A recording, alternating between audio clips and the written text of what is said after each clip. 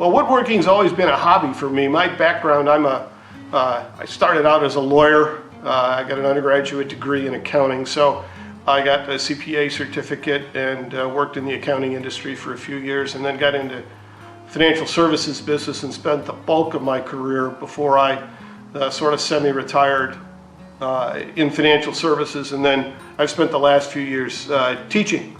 And the hobby was woodworking, and that I really started about 18 years ago when my oldest daughter went off to college, and somehow I was less involved with the kids every day because there were fewer kids, and I had more time to do other stuff.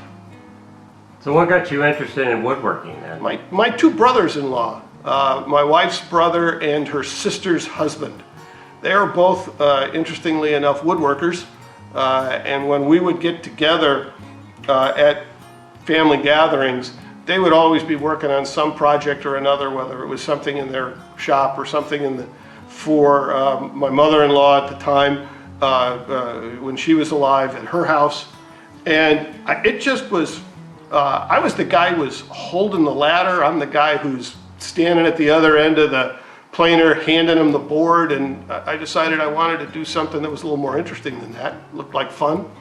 So I started with a few little projects, made a lot of sawdust, a lot of mistakes, managed to keep all my fingers, and gradually... So what were the first tools you had? First tool was probably a circular saw, a Ryobi circular saw, and a Delta really awful contractor saw, both of which were Black Friday specials from Home Depot.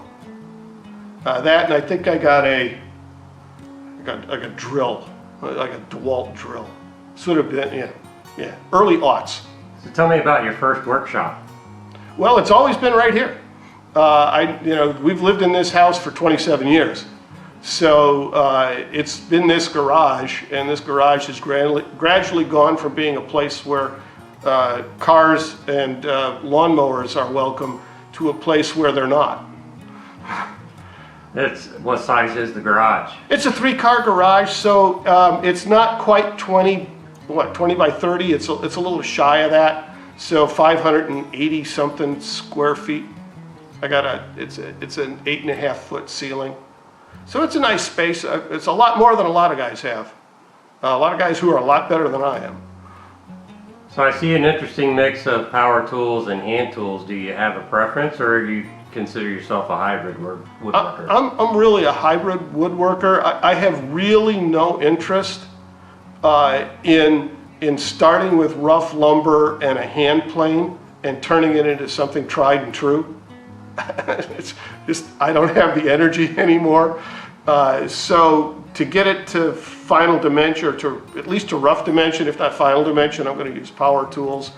I do a lot of the joinery by hand. So I like to cut dovetails by hand and do some mortise and tenon. And if I'm not doing a mortise and tenon by hand, then I'm certainly doing the final fitting.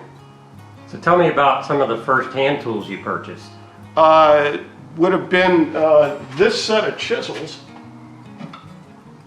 that's back here, the blue Irwin ones. I've still got them, and a couple of hand planes from that I got. Can I say this? They're truly awful. They are genuinely badly made, but they are cheap.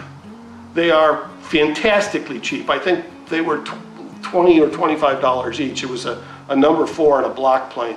And I worked for hours and hours trying to get those to where they would cut. So you had a bad experience with those particular planes. What made you pursue a different route than just forgetting hand tools altogether? I was taking classes. So one of the things I enjoy doing is, and I do this with one of my brother-in-laws, but we call them our woodworking adventures.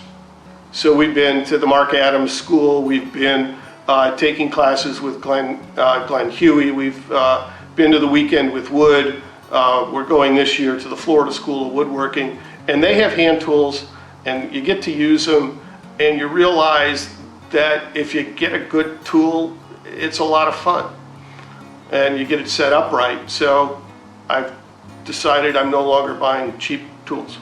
So did you buy hand tools as you needed them, or did you just kind of, in one fell swoop, buy them? No, it's been gradual. I'll buy another one. I think I bought the two Veritas low angle planes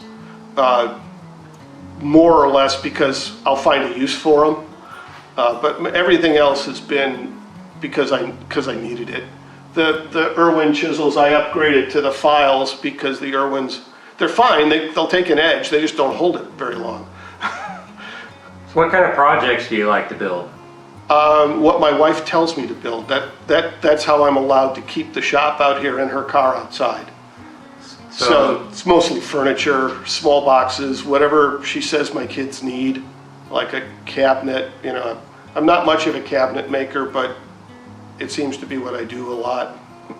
So what project are you working on right now? I'm building a set of cabinets, as a matter of fact, for our family room. We have a little nook that was originally intended to have a wet bar, and the wet bar is never going to happen, but we now need a place to put our grandchildren's toys. So it's an 8-foot long cabinet, and there'll be lowers and uppers, and there's even a piece that's from the original kitchen that is going to be incorporated into it so that it looks like everything else. What was your progression from the basic tools you started out with to what you have now? Well, I've gone from a really terrible Delta contractor saw that I think cost $49 to a Craftsman job site roll around, well, it was still a garage, to the saw stop. And I had a 6-inch joiner, now I've had an 8-inch joiner, and I had a Delta MIDI lathe, now I've got a full-size lathe. And everything else, I've just decided I'm gonna try and buy the best tool I can afford and the last tool first. So what do you enjoy most about woodworking? I enjoy the creative power problem solving. The building something with my hands and seeing the result. I like the problem solving aspects of it because I'm usually creating problems for myself. And so it's fun to solve those. So what do you like least about woodworking? Sanding. And anything involving plywood or MDF, unless it's a jig. How do you go about designing your projects? I don't use computer. I don't design much. Usually I'm building from a plan. If I'm designing something, some of the shop furniture around here, I just sort of said, well, I need a stand that does this, and started to build. Otherwise, I'm working on graph paper and what I learned in drafting in high school in 1972, which was a long time ago. But I can still draw a 45-degree angle, so. If you had 2 pieces of advice to give to a new woodworker, what would they be? Patience is a virtue, and buy the best tool you can afford. Avoid cheap stuff. Good luck, have fun, make some sawdust.